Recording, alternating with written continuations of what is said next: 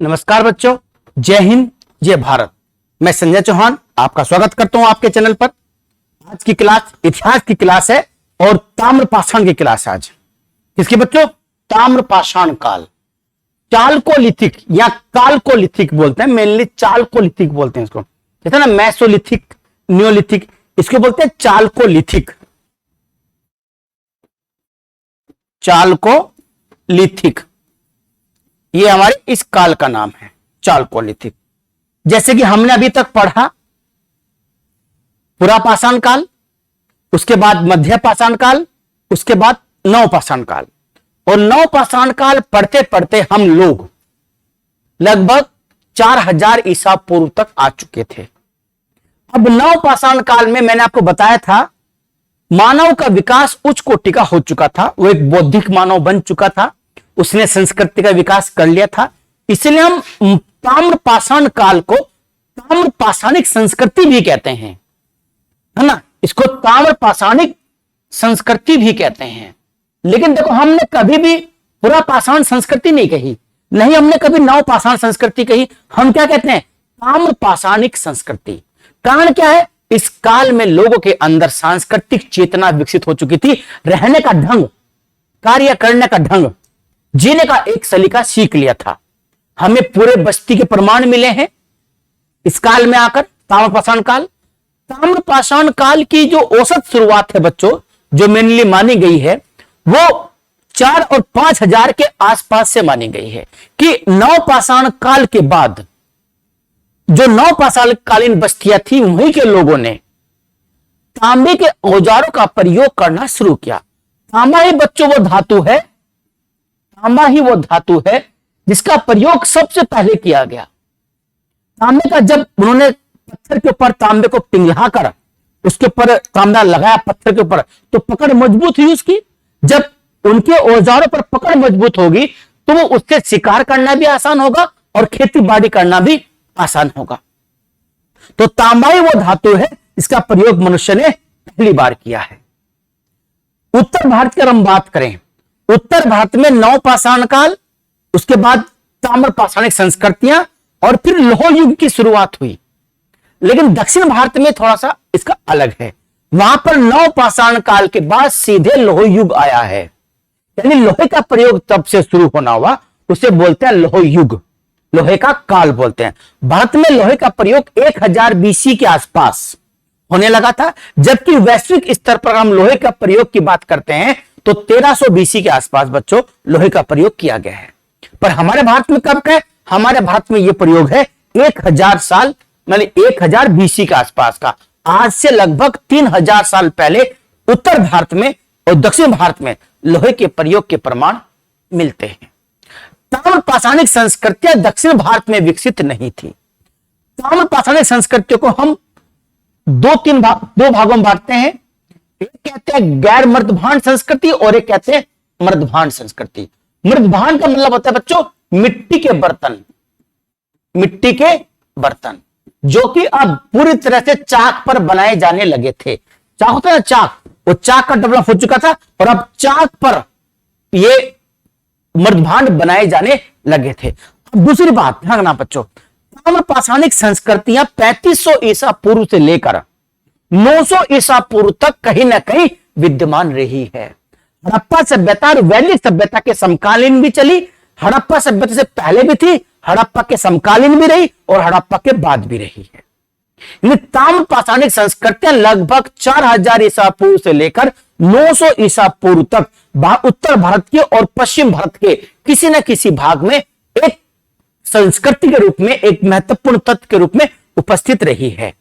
कौन संस्कृति? ताम्रपाषाण संस्कृति।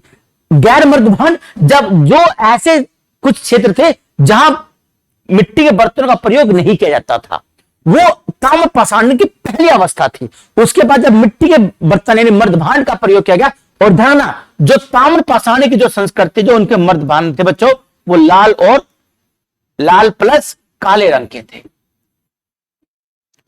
हम मर्दभांड के आधार पर भी संस्कृति को 3 भागों में बांटते हैं।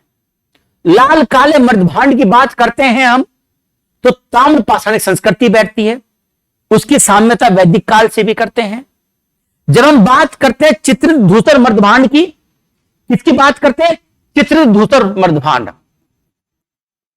चित्रित धूसर, धूसर मतलब गेरुए रंग के चित्र बने हुए, चित्रित धूसर मर्दभांड की बात करते हैं तो बच्चों ये होता है उत्तर वैदिक काल। कौन सा? उत्तर वैदिक काल, 1000 के बाद वाला। और यही भारत में चित्रित धूसर मर्दभांडी लौह संस्कृति की पहचान है। जो लोहे का प्रयोग हुआ, जिस काल में लोहे का प्रयोग भारत में हुआ, उसी काल में चित्रित धूसर मर्दभांड भी बनाए गए, याद रखना। इसके बाद ये लगभग 600 तक के मिलते हैं, 600 बीसी के आसपास तक मिलते हैं। 600 बीसी के बाद जो मर्दभांड मिले वो मिलते हैं उत्तर काली पोलिस,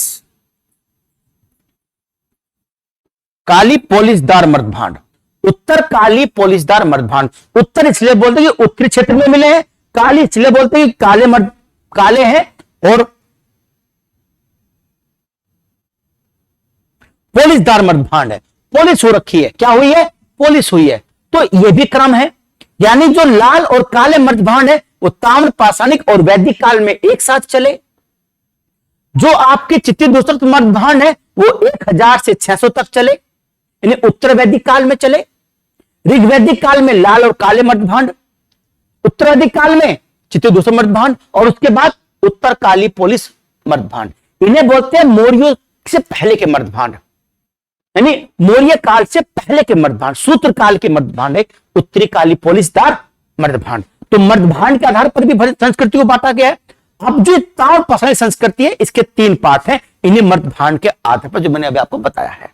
एक तो ये प्राक हड़प्पा, यानी हड़प्पा से पहले का काल। एक्चुअली आपको मालूम होगा जो हड़प्पा संस्कृति है, हड़प्पा संस्कृति को मुख्य तो 2500 बीसी से मानते हैं शुरुआत, 1750 उसका एंड था।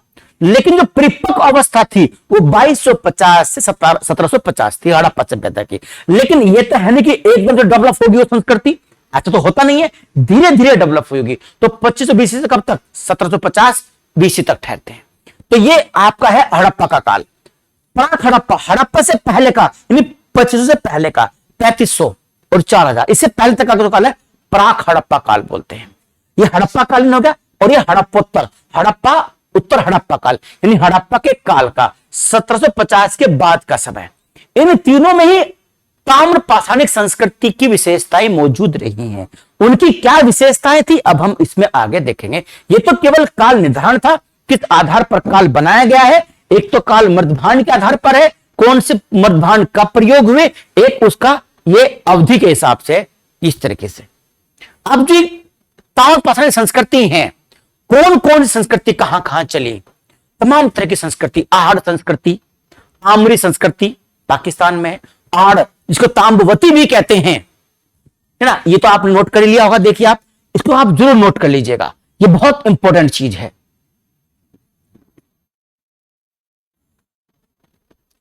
देखिए एक थी आहार संस्कृति, आहड़ संस्कृति, गिलुन संस्कृति,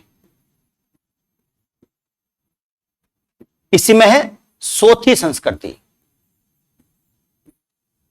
बालाथल संस्कृति। ये राजस्थान की संस्कृति है। कहां की? राजस्थान की। आहड़ संस्कृति को ताम्रवती भी कहते हैं,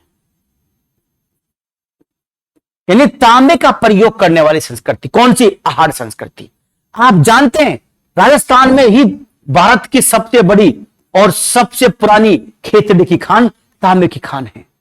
तो राजस्थान के क्षेत्र में तांबा आसानी से उपलब्ध था।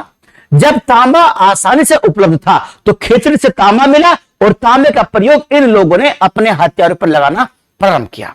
तो आहड़ संस्कृति या आहड़ संस्कृति बोलते हैं इसको, ये राजस्थान में थी। ये बहुत लंबे समय तक रही और यहां पर हमें गोलाकार मकान मिले, भवन मिले, वो पत्थर से बनाए जाते थे और बाहर उन पर या तो यह लकड़ियां रख दी जाती थी या पत्ते रख दिए जाते थे ताकि उसमें अंदर गर्माहट ना जाए। तो गोलाकार बस्तियां मिली है आहड़ से, ताम्रवती कहा गया किसको? आहड़। इसी प्रकार गिलुंद, बालाथल और सोथी संस्कृति भी किसकी है बच्चों?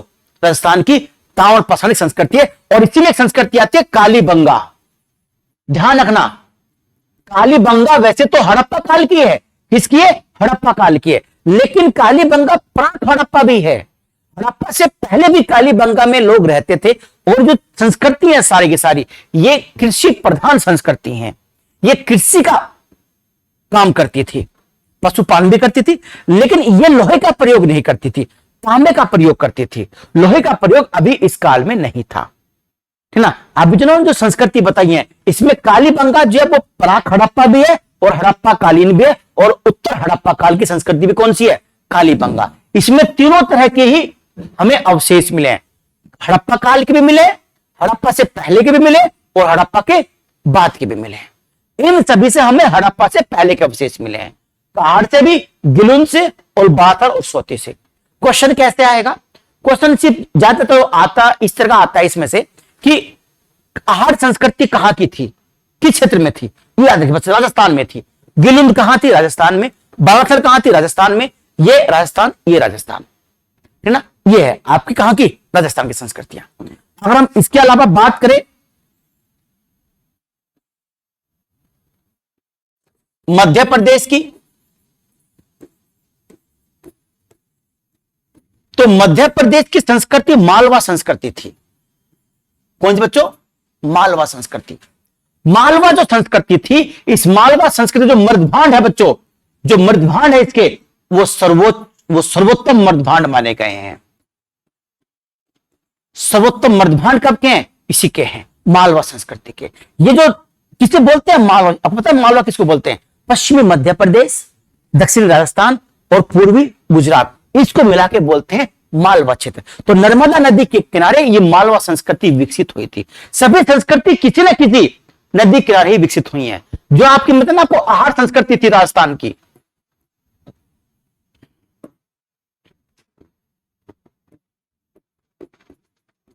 आहड़ संस्कृति, इसको बनास संस्कृति भी कहते हैं। बनास, क्योंकि ये कहां जन्मी थी? ये बनास नदी किनारे जन्मी थी आहड़ संस्कृति। बनास नदी राजस्थान की सबसे बड़ी नदी है, लूनी है, ठीक है ना। तो बनास किनारे कौन सी जन्मी थी? आहड़ संस्कृति बनास नदी के किनारे जन्मी थी। ऐसी मालवा किस किनारे थी? नर्मदा के किनारे। किसके? नर्मदा किनारे जन्मी थी। नवदा टोली, नगदा, ठीक ना, त्रिपुरी, जबलपुर और कोथी, कुल्थी, कोथी, कोथी यहां की संस्कृति है। नवदा टोली है मालवा की, नगदा है, त्रिपुरी है, एरण है, कोथी है, नवदा टोली, त्रिपुरी, नगदा, ये सब नर्मदा के नदी किनारे मालवा क्षेत्र में है। ठीक, एरण से आप जानते हैं अभिलेख मिला बहुत पहला, सती प्रथा का पहला अभिलेख भारत में एरण से मिला, लेकिन एक गुप्त काल का है। त्रिपुरी जबलपुर में है। त्रिपुरी ये वही त्रिपुरी है जहां 1939 में कांग्रेस का अधिवेशन हुआ था। 1938 में हरिपुरा गुजरात और 39 में त्रिपुरी जबलपुर के पास हुआ था। तो नगदा ये सब मालवा संस्कृति के स्थल है। यही पूछेगा बस, कौन सा स्थल किस संस्कृति से जुड़ा हुआ है और किस क्षेत्र में? ये मध्य प्रदेश क्षेत्र में, ये आप याद रखेगा। जो मालवा का जो मर्दभांड है, जो लाल और काले मर्दभांड है, लाल और काला जो मर्दभांड मिला है वो बच्चों यहीं से मिला है, मालवा यहां से मिला और हार से मिला है। और है ना, इन मर्दभांड पर जो काले मर्दभांड हैं, कुछ मर्दभांड गेरुए रंग के भी हैं, सिलेटी रंग के भी हैं, उनमें काले रंग से चित्रकारी हुई है, त्रिभुज बना, कहीं कुछ बना है, चित्रकारी हुई है मर्दभांडों पर। यह लाल काले मर्दभांड हमें इस काल की विशेषता दिखाते हैं। ठीक, देखो उसके अलावा आहड़ संस्कृति है। इसके अलावा कई संस्कृति महाराष्ट्र में, जो पश्चिमी महाराष्ट्र है वहां पे है इनाम गांव, सोन गांव, है ना। ये कहां पर है? नेवासा, ये सब आपके महाराष्ट्र में है। दैमाबाद है, इनाम गांव है। नवदा टोली की विशेषता हो रहे हैं, ये ताम्र पाषाणिक संस्कृति का सबसे बड़ा स्थल है। कौन सी? नवदा टोली। नवदा टोली जो मध्य प्रदेश में है वो ताम्र पाषाणिक संस्कृति का सबसे बड़ा स्थल है, ये आपको याद रखना है। अच्छा, जो संस्कृति मैं आपको बता रहा हूं इनका काल देख लीजिए आप।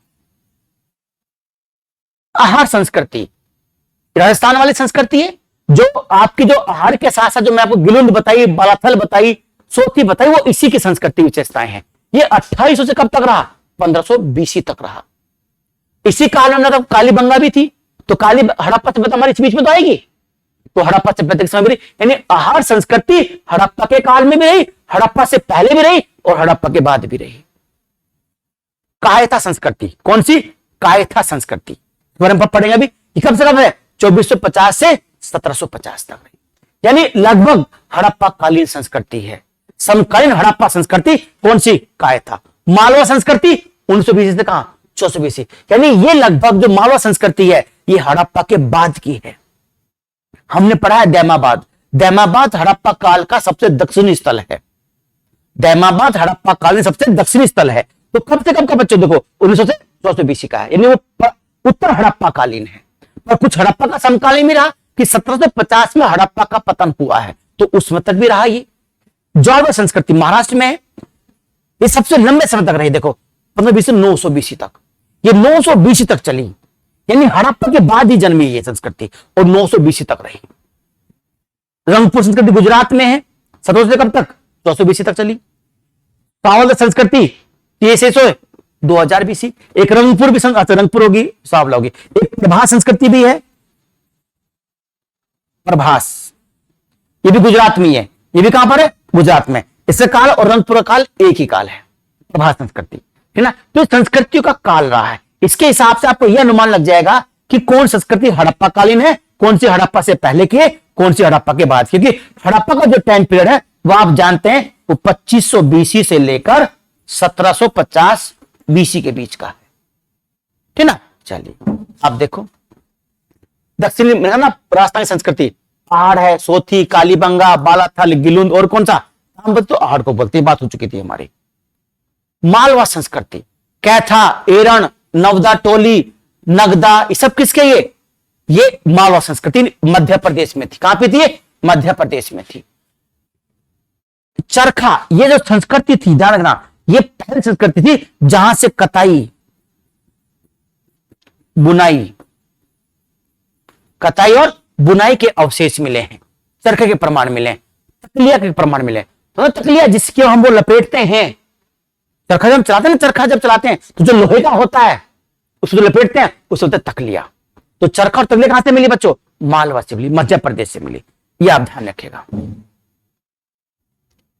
प्रभास गुजरात, ये सब रंगपुरी सब कहां पर है? ये संस्कृति दोनों ये गुजरात में। जोरवे, निवासा, सवलदा, दैमाबाद, इनाम गांव, सोनगांव, मतलब को कहां पर है? महाराष्ट्र। जोरवे सबसे लास्ट तक चलने वाली संस्कृति है, 900 बीसी तक। ये सावधान। अच्छा देखिए, अगर हम ताम्र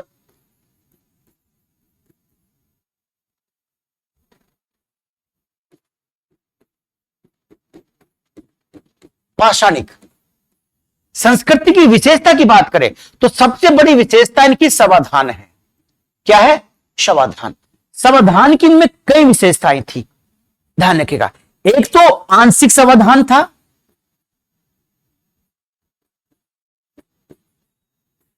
आंशिक। एक पूर्ण समाधान था,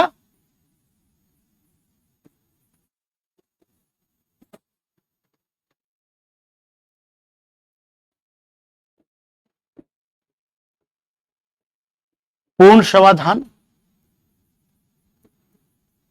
एक कौन सा? आंशिक समाधान। पूर्ण और आंशिक, ये याद रखेगा, आंशिक और पूर्ण समाधान। आंशिक का मतलब यह था, और एक समाधान की जो विशेषता थी वो थी तरीका। क्या था इनका तरीका? दफनाने का तरीका क्या था? देखिए, आंशिक समाधान विशेषकर पूर्वी भारत में था, पूर्वी क्षेत्र में था। किसमें? जैसे आपका बिहार है, चिरौंद है ना, बिहार में चिरौंद है, चिरान, ये बिहार में है। इसका महत्वपूर्ण रोल था ताम्रपाषाण काल में। तो ये यहां पर जो था ना आंशिक समाधान था, यानी पहले व्यक्ति को थोड़े दिन छोड़ते खुले मैदान में, पशु पक्षी आकर खाते और बाद उसको पूरा खा जाते, उसको मतलब जो हड्डियां बचती वो उसको दाके दफना देते। पूर्ण समाधान ये पश्चिम भारत में था। ये कहां था? पश्चिम भारत में, विशेषकर जैसे गुजरात है, आपका राजस्थान है, सिंध प्रांत है, इस क्षेत्र में ना जहां से हमें आमरी मिली है। आमरी जो संस्कृति हमारी, आमरी भी ताम्रपाषाण संस्कृति पर, आमरी कहां की है? आमरी बच्चों पाकिस्तान की है। ताकि पाकिस्तान में आमरी, सिंध नदी के किनारे आमरी, आमरी बोलते हैं उसको, ठीक ना। तो ये पूर्ण समाधान था पश्चिम भारत में, आंशिक पूर्व भारत में। जो आपका दक्षिण भारत है वहां पर भी एक प्रकार का पूर्ण समाधान ही था। दक्षिण भारत मतलब जैसे महाराष्ट्र वगैरह है, उत्तर भारत सब जगह यही था, लेकिन तरीके सबके अलग अलग थे। अगर हम बात करें महाराष्ट्र की और हम बात करें उत्तर भारत की, तो उत्तर भारत में और महाराष्ट्र में ये देखो ताम्र पाषाणिक संस्कृतियां दक्षिण भारत की अगर हम बात करते हैं तो वहां तो बहुत बड़ी मात्रा में नहीं थे प्रचलित, लेकिन उस काल में महापाषाण काल दक्षिण भारत में चल रहा था। मैंने आपको बताया कि दक्षिण भारत में नवपाषाण के बाद सीधा क्या आया, लोह युग आया है। हमारे यहां उत्तर भारत में पहले नवपाषाण का वो आया, ताम्र पाषाणिक संस्कृति आई। जो सब दफनाने का जो तरीका था वो अलग था। उत्तर भारत और पश्चिम भारत में उत्तर और दक्षिण को लेकर था, सिर उत्तर में और पैर दक्षिण में।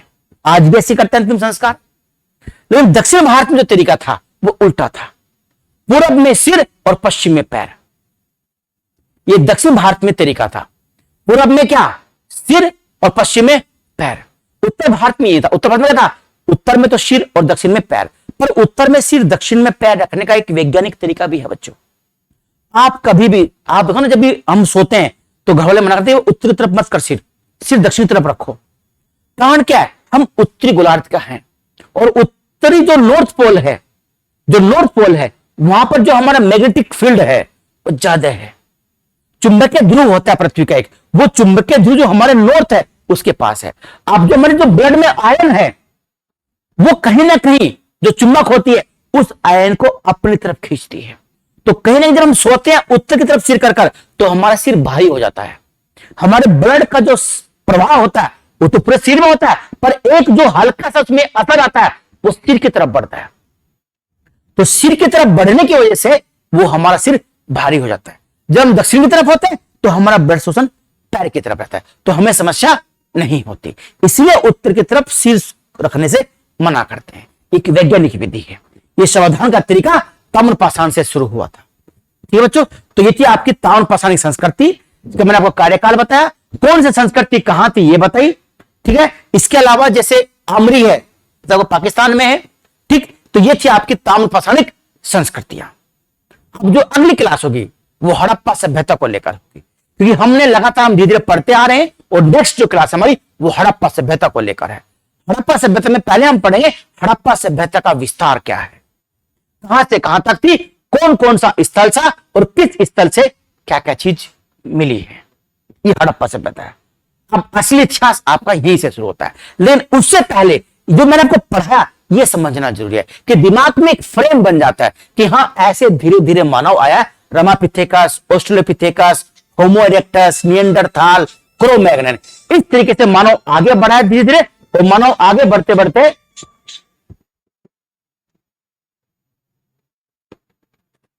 मानव धीरे धीरे आगे बढ़ा है, और जब मानव धीरे धीरे आगे बढ़ा है तो इस तरीके से हड़प्पा सभ्यता एकदम से सामने नहीं आई, बल्कि जो क्रमिक रूप से चली आज भी ताम्रपाषाणिक संस्कृतियां, वही संस्कृतियां विकसित होकर क्या बनेगी, हड़प्पा सभ्यता में कन्वर्ट होगी। ठीक, इसीलिए कुछ लोगों ने कहा कि हड़प्पा सभ्यता का जो विकास था वो बाहर से आकर लोगों ने किया। ये बात में कोई सच्चाई नहीं है। जो हमारी ताम्रपाषाणिक ग्रामीण संस्कृतियां थी, उन्होंने जब अधिक मात्रा में कृषि करना शुरू किया, कृषि अधिशेष पैदा किया, उसी कृषि अधिशेष ने व्यापार को जन्म दिया, और वही व्यापार बच्चों जो है बाद में चल के हड़प्पा सभ्यता को नगरीय सभ्यता बनाने में सबसे बड़ा आधार बना। ठीक बच्चों, जय हिंद, जय भारत। कल तक इंतजार कीजिए, कल को हड़प्पा सभ्यता के साथ फिर से मुलाकात होगी। जय हिंद, जय भारत।